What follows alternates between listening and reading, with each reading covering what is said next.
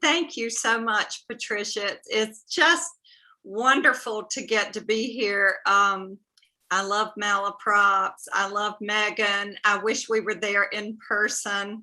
Um, I was aware of Megan when she was a student in the Bennington program. I did not work with her, but I knew her, and when we really connected is when Megan had this show of her work, and I walked in and I was just completely taken with what she had created with these doll houses. I shared that love of doll houses, and not only did she have these wonderful houses, but just the scenes that she was reenacting, these wonderful feminist scenes, these mother-child scenes. They were both funny and poignant, and I'm just so thrilled about this book. It's just one of the cover is so beautiful, and Megan's artwork throughout. It's just really this amazing collage about motherhood, about being a mother, about being a daughter, and figuring out really all the hard stuff. So I thought that maybe the right place to begin is for Megan to just read and give a little sampling, because I feel like the opening really does establish so much of what you do within. Oh, thank you so much, Jill. And thank you, Patricia and Stephanie and Malaprops for having us.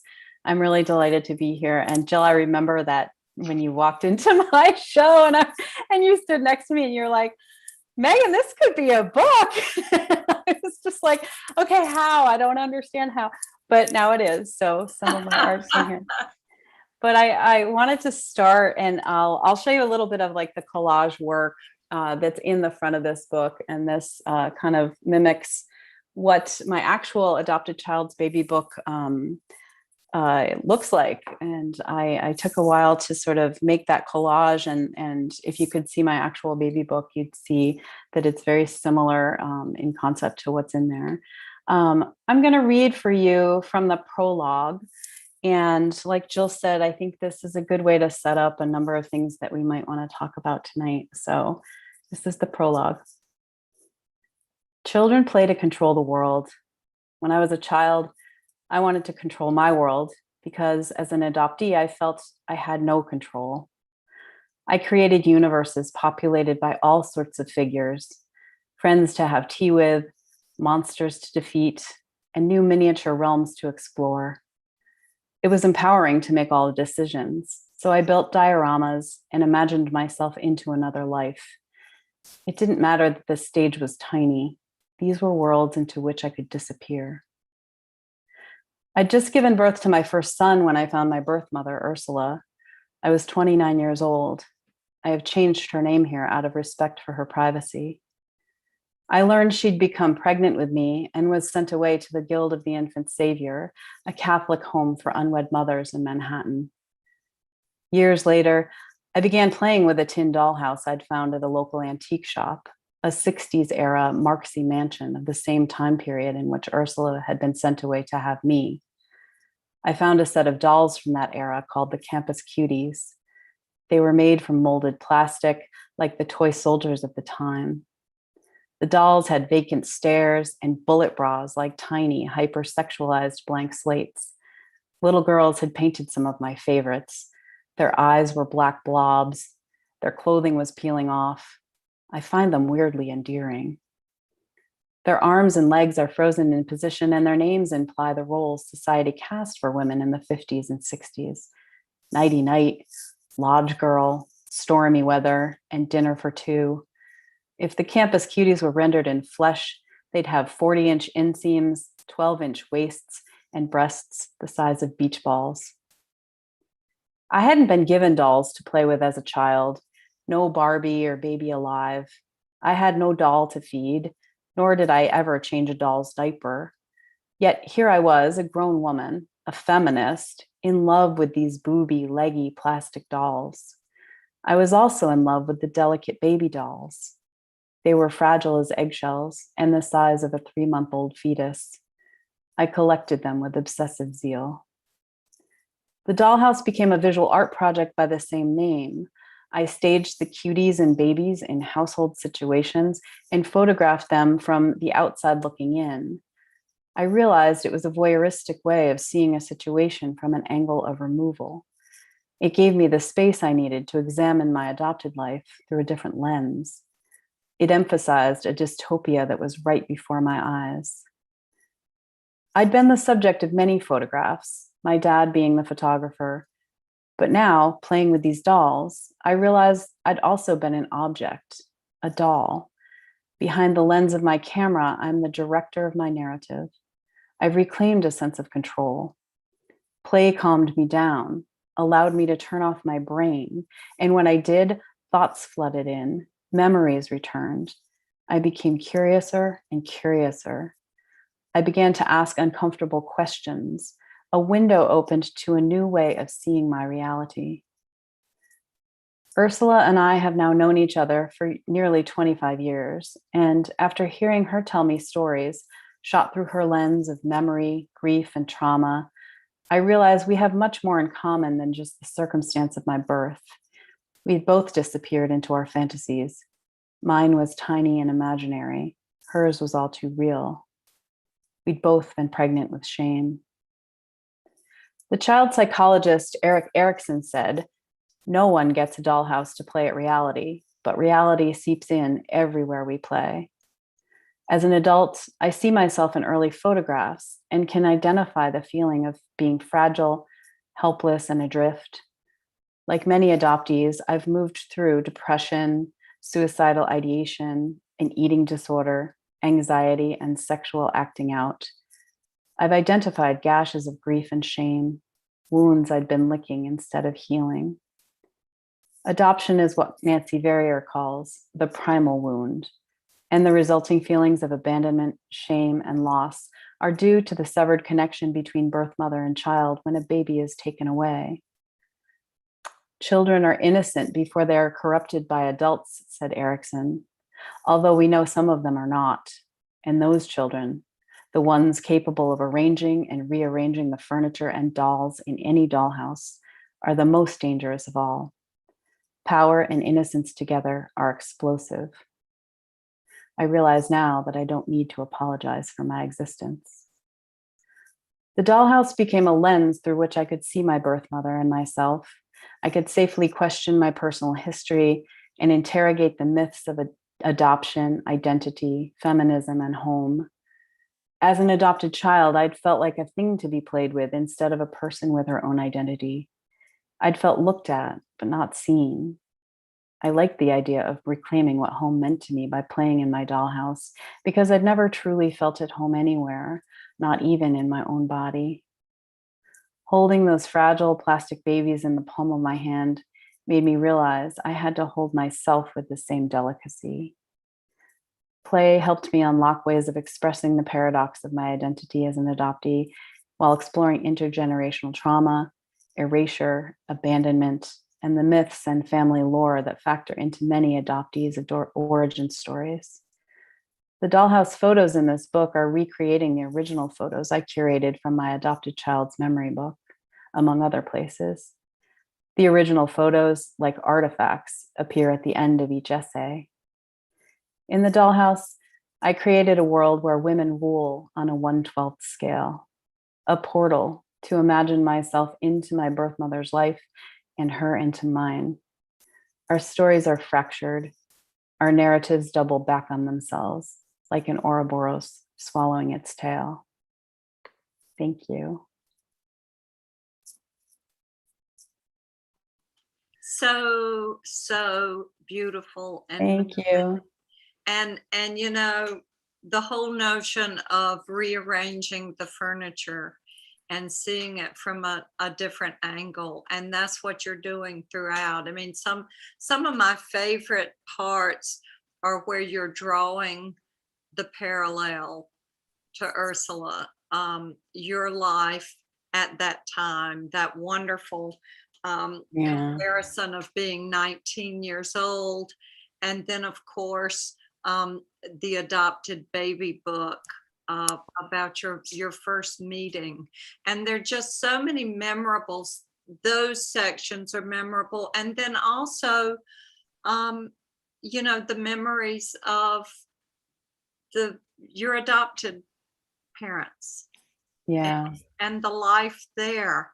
And there really is the sensation when you're reading these essays and looking at the art, you really feel like you're moving between two very different houses. And there's the imagined Ursula house and what it might have been. And then, there's in many ways a painful awareness of truth, Yeah. the discovered truth. But what I find so amazing is it's so intense and such difficult things getting through life, and your own life as a mother, and pulling it all together. And yet you have this amazing sense of humor. And I'm just wondering, there's a lot to talk about there. I'll let you go with it. But somewhere, I want you to talk about where that wonderful sense of humor, and do you feel that matches with either mother, or are you aware when in your life you had that ability? Because I think such a wonderful sense of humor is also an imaginative way of being able to look at something difficult from a new angle. So I'm very curious about Mm. about the humor you managed to bring to the world. Oh, thank you so much. People have said this about the book, and I, as you know, like when you're editing, I mean, this is my first book, so I didn't ever imagine how many times I'd have to go back into the manuscript and sort of re-traumatize myself. Like, Oh, like, yeah. yeah, and so when somebody said to me that there was so much humor in that, I was like, there is, where, because I just still feel like I want to cry. But I think, our family, my family, my parents, there's been a lot of hard things that have happened. There's been a lot of death. There's been a lot of, and through it all, we get through it with this sort of gallows humor that is something that, it helps you get through. And so I think from like a nature nurture standpoint, Ursula has a pretty wild sense of humor, to say something like, one of the first things she said to me was like about giving blowjobs, you could just bite it off. And I was like, well, there's a biting sense of humor right there. Like, it's so, at first, of course, I was clutching my pearls like, oh my goodness. And then you realize, oh, I have a similar sensibility also. I can make light and jokes about things that are very serious.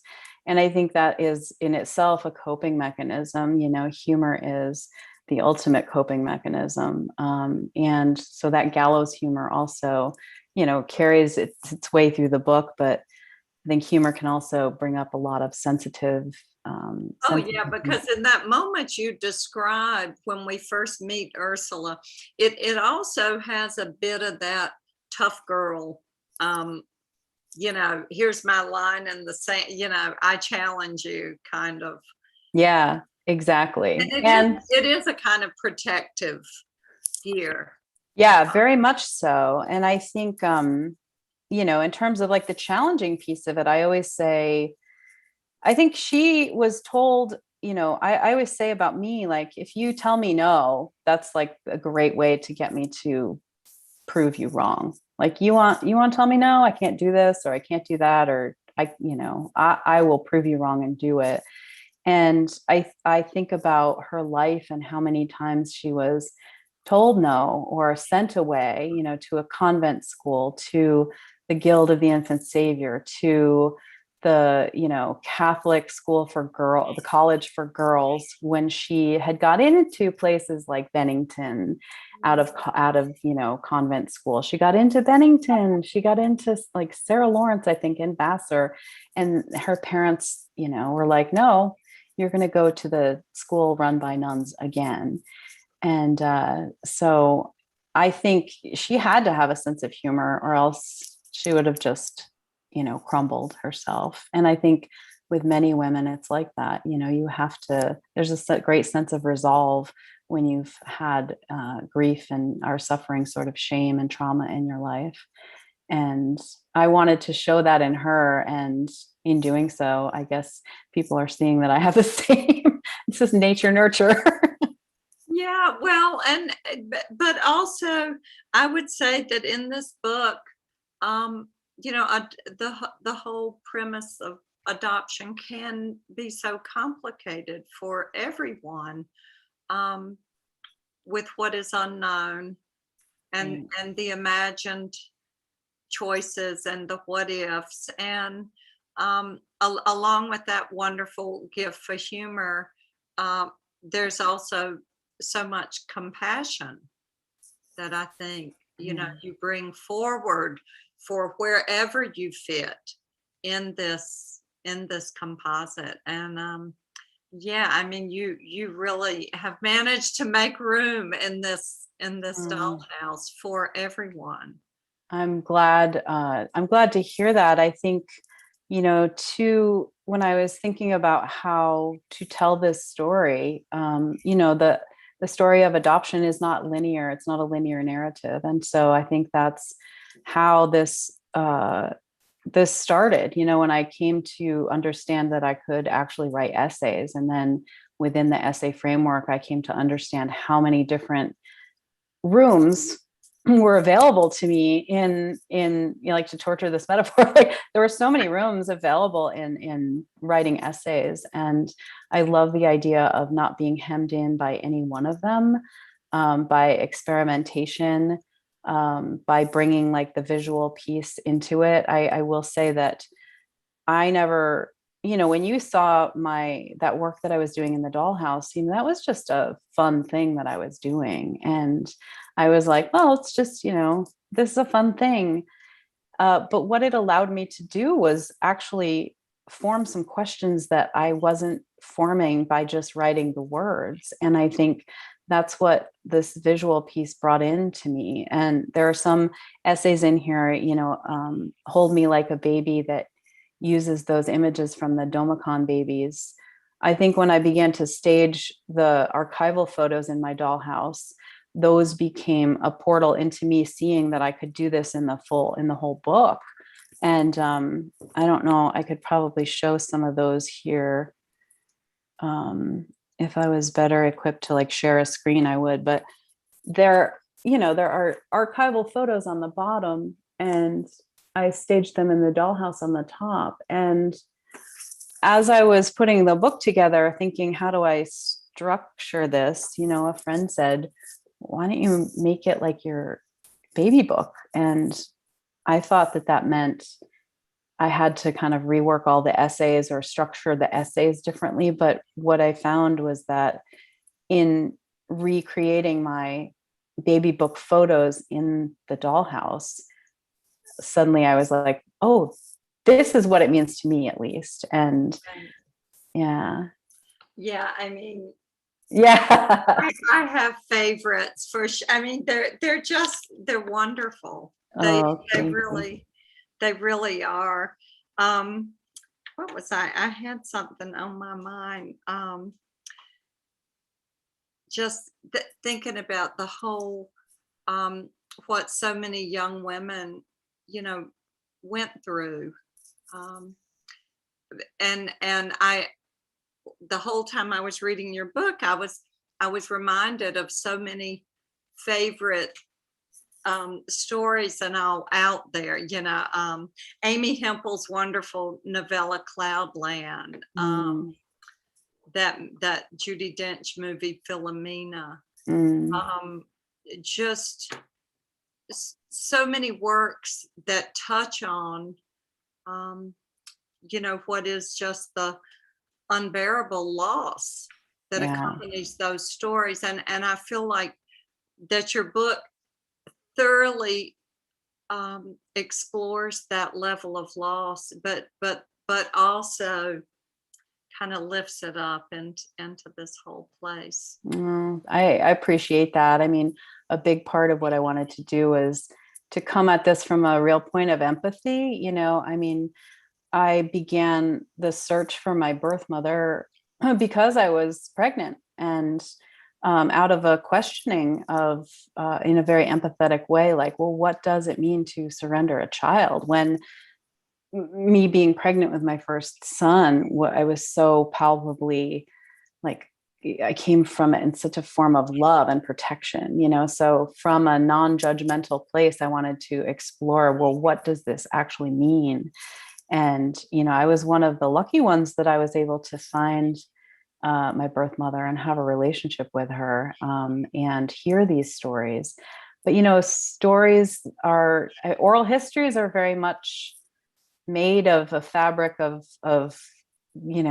coping. I mean, memory is so fallible, and I wanted to come at this book also from that place. Like, there is no one universal truth about either of our stories. We are both coping with loss and shame and grief, and this is my way of doing it. And the whole idea of memory as a coping mechanism was very, very interesting to me once I began hearing these stories from her. And I thought, oh, well, let's explore that too. Like, that's another room in the dollhouse. Yeah. Should I show that doll? Should I show my doll? Yes, because art is a way to lasso it all and make sense of it, and I've often thought, a dollhouse is kind of like a novel, or you are the god of the universe. And I always think of that great Flannery O'Connor quote. She said something to the effect that the emotional truth of a story is as true as a child's drawing. Yes. The way, there's great big daddy with, and I think that's so true. I mean, when you use dolls, like, dolls have all these implications, like, dolls are used for trauma victims. Like, where did he hurt you here? Where did he touch? Dolls are hypersexualized. They're given to young girls as like some form of like, oh, you are a girl, you must want to be a mother, therefore we're going to give you a doll to take care of. Sex dolls are used for various reasons, but therapy plus other things.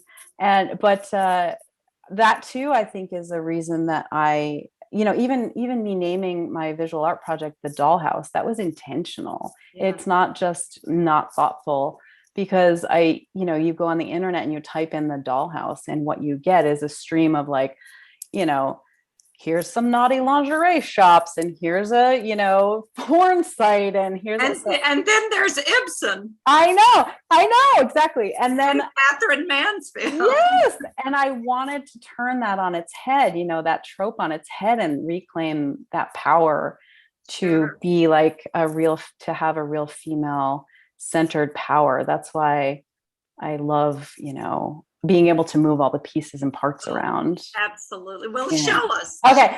Stephanie, thank you. Because I can't do two things at once. So Stephanie has very graciously offered to kind of launch the video. I'm not at my home right now, but I made a short video to show you what my dollhouse looks like. So she's gonna.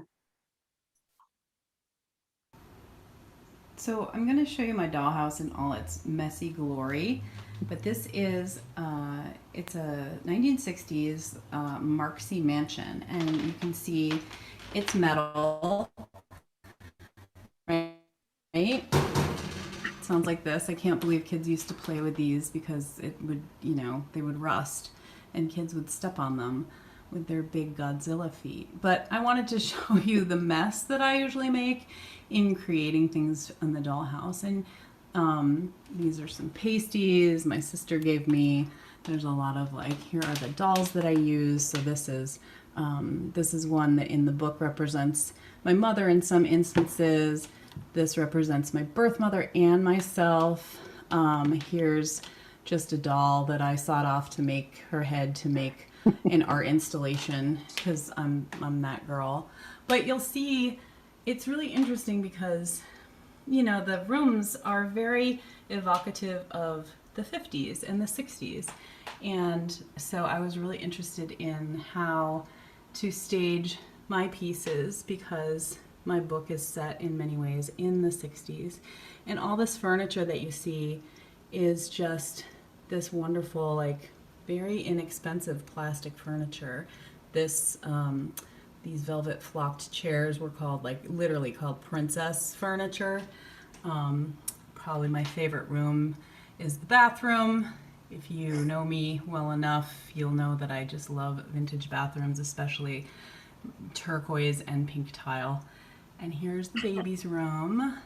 I haven't set this up with much of any scenes or anything, but I just kind of wanted to show you what goes on in here. It's really fun to play in here.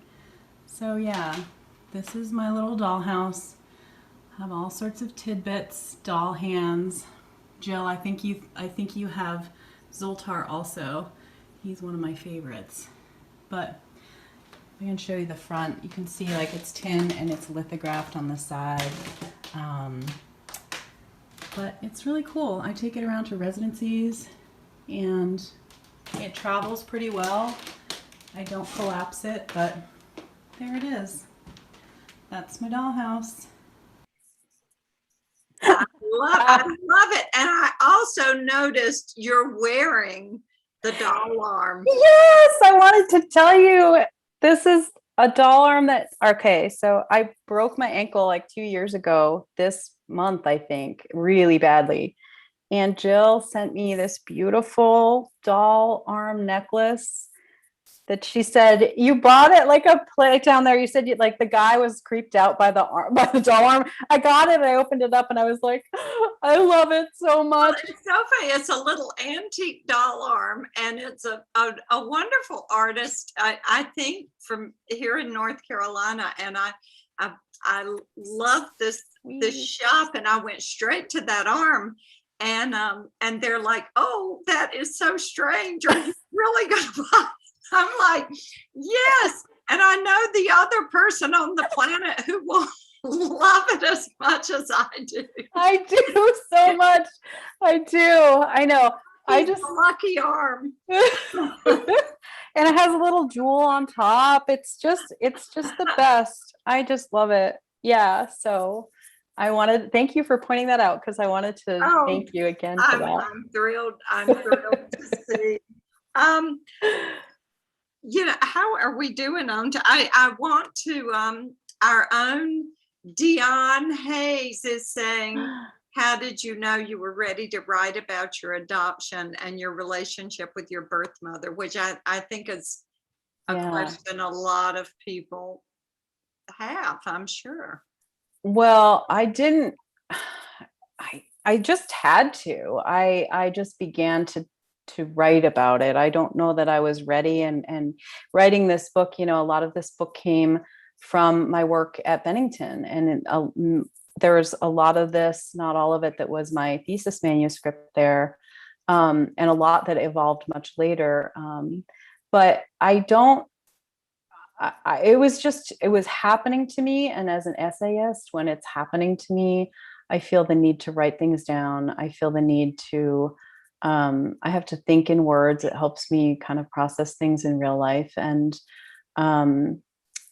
so that's when I knew, and, you know, the key to kind of writing, I think, good nonfiction is to write like no one's ever going to read it. And so I put all these things in there that I thought, like, no, surely no one's ever going to read this. And now they are. But I think that is part of the strength of the narrative, perhaps, is that in its vulnerability and in its really extreme honesty to myself and to my story, that, you know, I think people have really resonated with it because of that.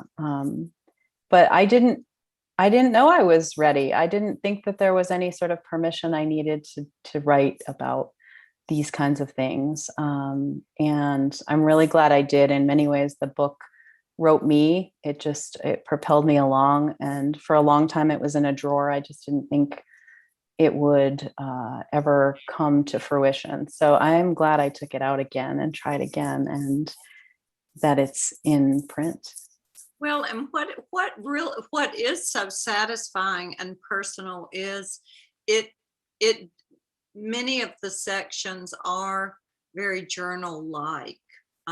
like just a list of notes, and I mean it's a beautiful collage, and they're kind of all over the place, but I can imagine these little, each one is like a, its own little haiku or that just I always love to see that, because I think as writers we often think that way. I mean, you're talking about memory, and memory works that way, and it's not all ordered and neat.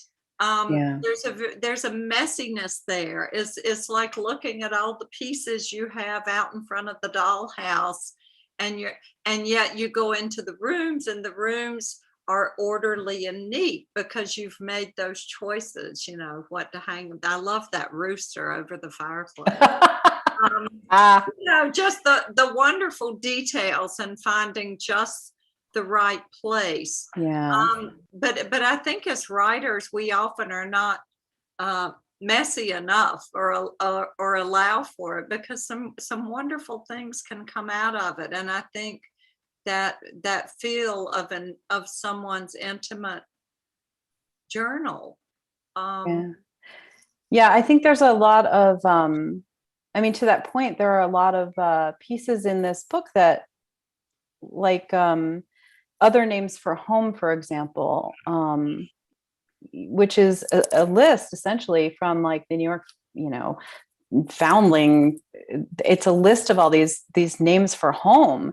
And that began as a long essay.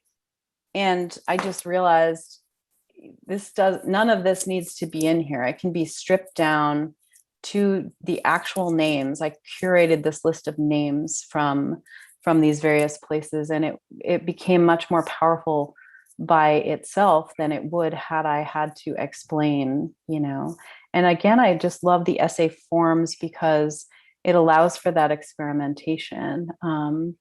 The Adopted Child's Memory book, the essay in here by that name mimicked the structure of my actual, the subject headers in my actual Adopted Child's Memory book. And so sometimes I think the structure comes from the things that are in front of us, and until you can look at them and sort of see those signs of, oh, this is telling me something.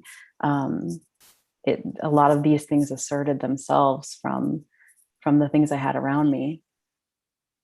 Absolutely. No, there is such a sense of discovery for the reader, but we're so aware of what has been your journey as you uncover. I mean, it's really moving, like the section when you're looking for the birth father. I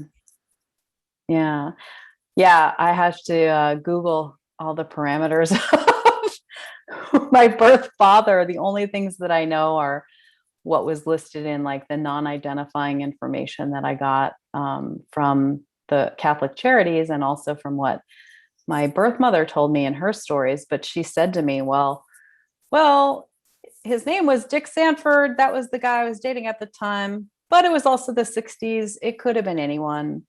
And so, of course, I want to track that type of thing down. And as like a journalist by training, I started with what I knew and went on from there to the place where I found an obituary of the man who probably was the closest to my birth father. And don't you know, Jill, that many years ago, I think I was still in college, and I'd published that piece, and a woman contacted me and she's like, I think you're talking about my uncle. And since then we've traded pictures. And I think she's my biological cousin. Wow. Yeah. Wow. So I was like, what? I asked her, I said, how did you come across my stuff? Like, why are you reading obscure literary journals? Like, how did you come across this? But so I think somehow it's just either she was Googling that name or it was in like the ancestry registry or something. But I thought that was pretty interesting that Yeah. No, that could. it's really, it's all so fascinating. Oh, Nicole Nelson is here too. Hi, Nicole. Oh, so wonderful.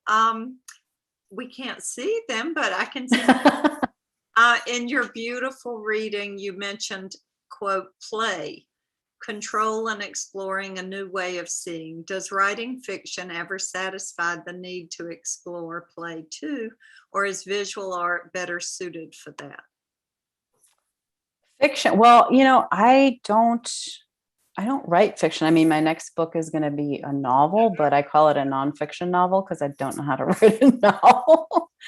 I think play is a way you can explore everything. I fully believe in the benefits of play.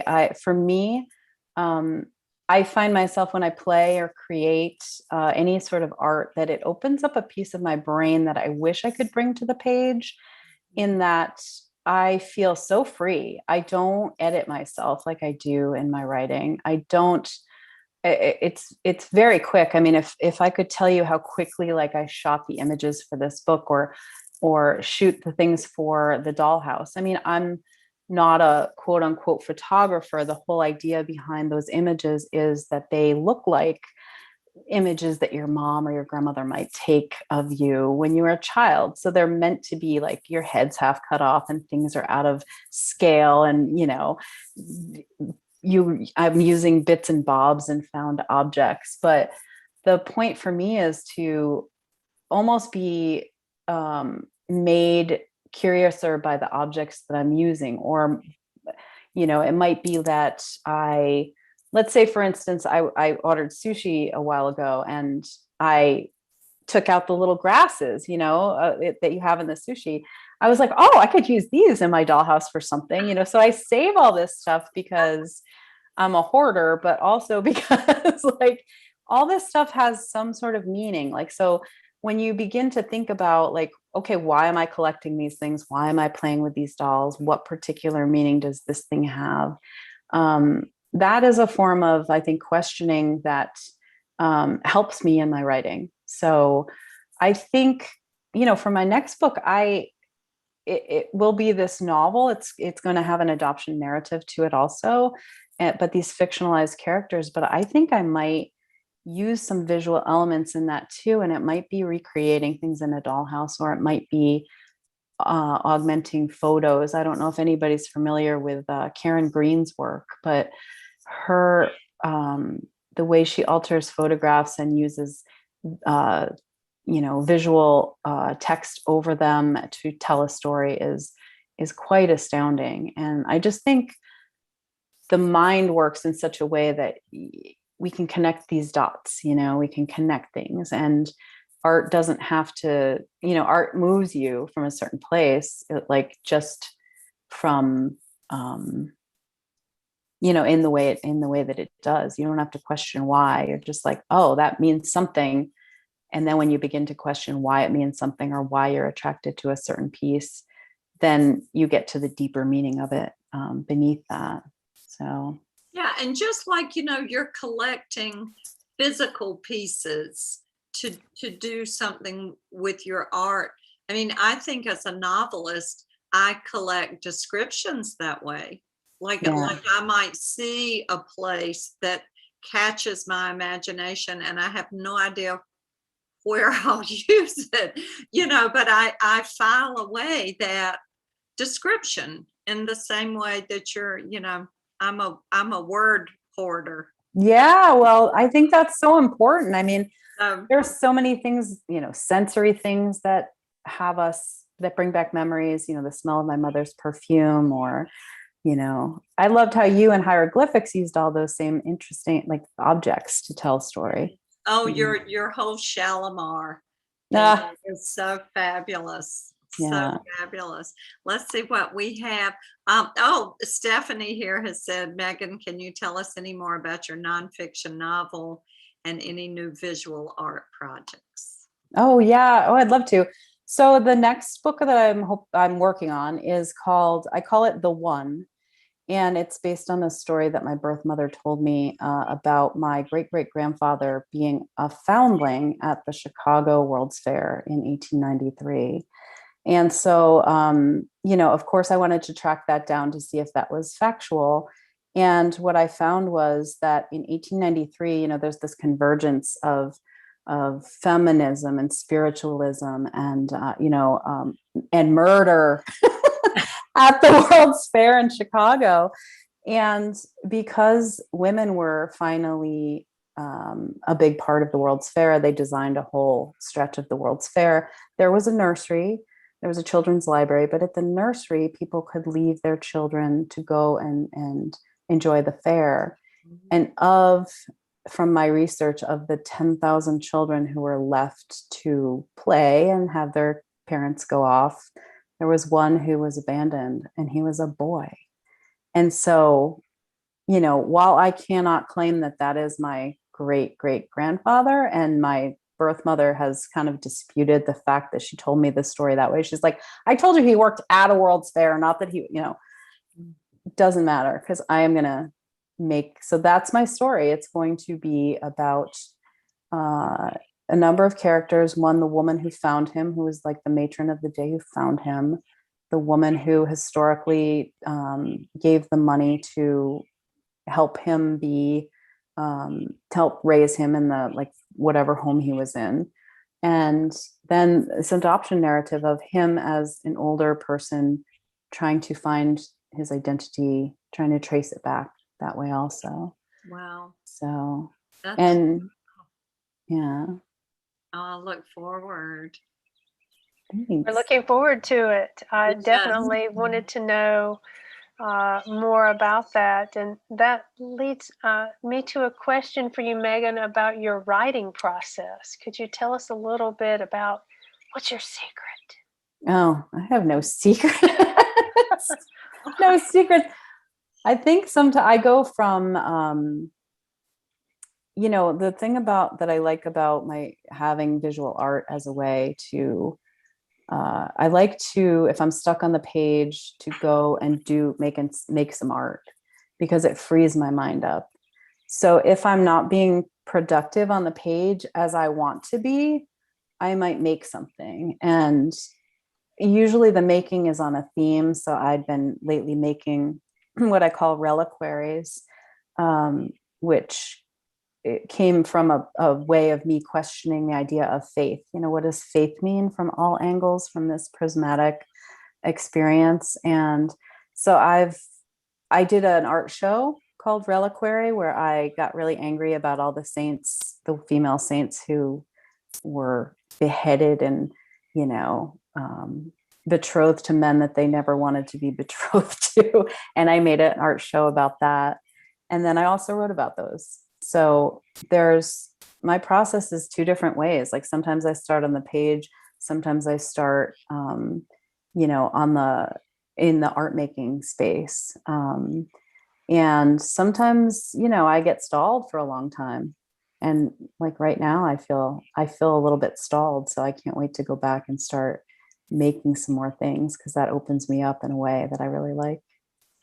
If no one has had a chance yet, I want to encourage them to go to your webpage, megangalbraith.com, because of course your little doll is just like a little superstar. I feel like that you could make 10 TikTok videos with this little doll that I think is going to be like my idea of Grumpy Cat, right? But it's your little doll.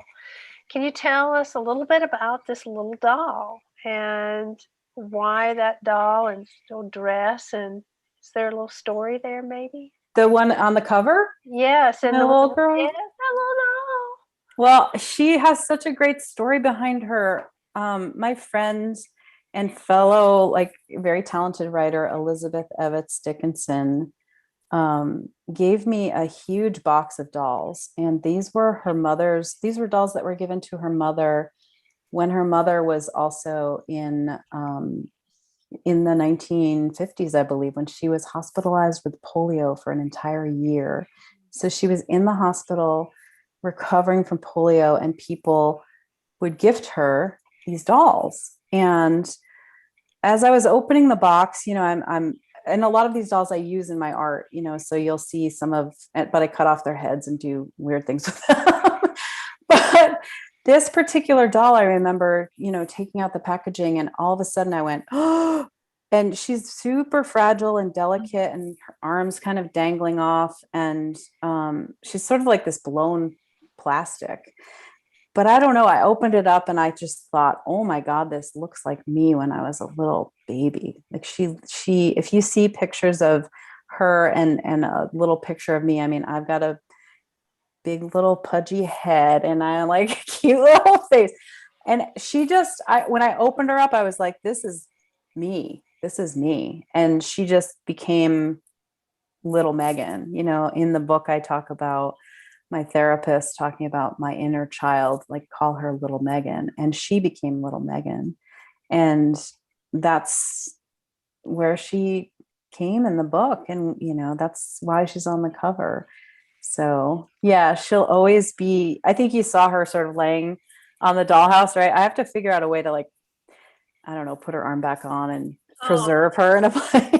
Get her a little throne or something. I don't know. Give her a little, like, I don't know, just a special place. Yeah, but I love her and her dress. Like, and when I pulled all these beautiful dolls out, some of them are just unkempt, and their skirts are way up over their head, and like she also, she's flawed, right? And who isn't? Like, I think it's a great metaphor for your inner child, and it's a great metaphor for like humanity. Like, here is this tender, innocent little thing and super flawed.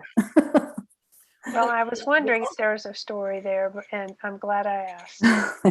Thank you for asking. And speaking of Walter Robinson, Bennington is here asking about the role of the lonely doll. Oh yeah, well, The Lonely Doll is my favorite book of all time. If people don't know it, I think the New Yorker called it the creepiest children's book ever, but it's by a woman named Dare Wright, and they came out in the 50s. And the first book is one I read as an adopted child. I just read it all the time till the cover fell off. And it also, she tells her story through doll play. The Lonely Doll is an actual doll, and she stages photographs of this doll with two little friends, Little Bear and Mr. Bear, and they get in all sorts of shenanigans. There's a controversial spanking scene, which everybody eroticizes the doll, and like Edith is the name of the doll, and she gets spanked for doing something that wasn't even her fault. It was like Little Bear's fault, but she gets spanked for doing it. But that is something, like, if you look at those images, and if you look at sort of the images in my book, I think you might see a straight line shot right through and to her work and to mine. And I have some plans for how to restage those too with a friend of mine, also an artist. So hopefully you'll see that too coming up. That was one of the books that you recommended, was The Lonely Doll. And you also recommended American Baby. Yep. Right? American Baby, a mother, a child, and the shadow history of adoption by Gabrielle Glazer, was an immensely well-researched, wonderful book about the hidden history of adoption. And I read it right before mine was coming out, and I was feeling so tender about mine coming out. And I read Gabrielle's book, and I thought, oh my God, this is so affirming. Like, the things that it was just such an affirming book. We realized we were doing research also in parallel. Like, she had interest in the Domicon babies. She was also writing about Harlow's monkeys and experiments on children at the time. And we've become very close as a result of that. So I give so much credit to that book. The last book you recommended was Palimpsest. Palimpsest is a wonderful book by Lisa Ulrim Schulblom, and it is a graphic narrative of her Korean adoption. And it is stunning in the imagery, and it's also stunning in the similarities between our narratives as adoptees. And I came to that book quite late, but I highly recommend it. And she's an amazing artist also. Jill, looks like we've got one last question. Yes. Do you want me to read it? I would love that. Okay. This is from Kathleen. I started an essay club, and one member absolutely hates when we show photos with our essays. He thinks it's a crutch. I'm a visual person and an amateur photographer. What can I say to him? Well, throw him out of the club. Kathleen, throw him out of the club.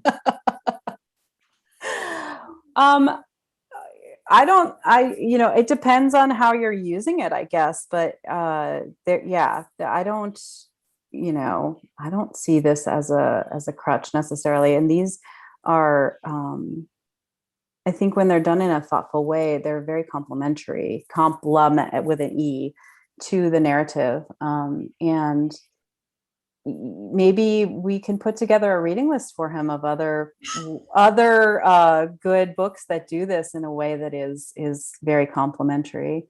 Have him read. There's an author, another author I love. It's have you guys read Miss Peregrine's Home for Peculiar Children? Yes. Yeah, I think it's like YA, but I don't. It's great. It's fantastic. And so that narrative also is the text is, of course, in complement with the photos. Like, you can't have one without the other. And I feel like that's, with my book, I definitely could not have one without the other. They both need to be there together. So yeah, throw them out of the club, or we can give them some homework. How about that? Well, that's like a Scylla and Charybdis, isn't it? You're out here, or you have extra reading to do, which I like that.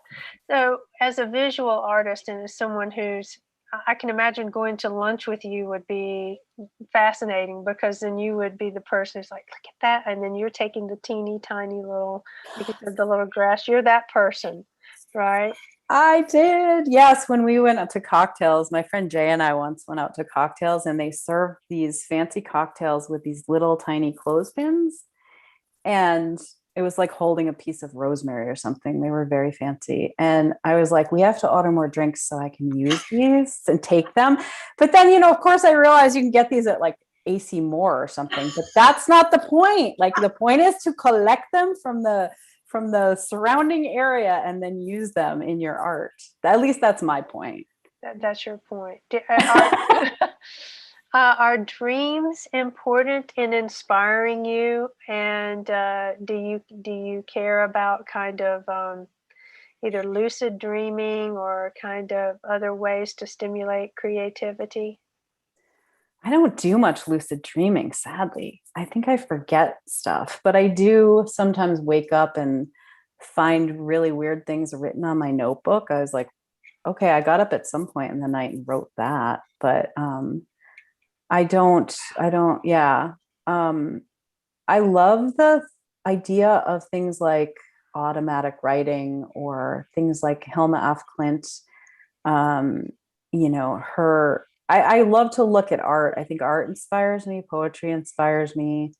The idea of, and poetry is, it's imagery, so those are the things that make me feel generative, really generative, like looking at art, reading poetry. But yeah, I don't dream that much. Well, you certainly do sleep right. If you're sleepwalking, you're a sleep writer.